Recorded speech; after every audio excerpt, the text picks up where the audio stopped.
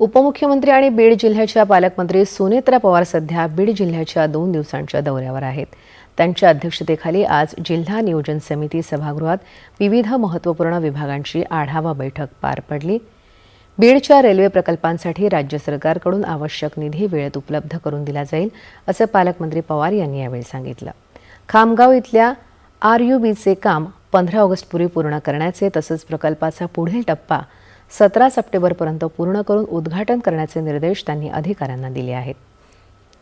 प्राथमिक आरोग्य केंद्रांमध्ये 24 तास वैद्यकीय अधिकारी उपस्थित असावेत आणि रुग्णांना तात्काळ उपचार मिळावेत अशा सूचना त्यांनी आरोग्य विभागाला दिल्या।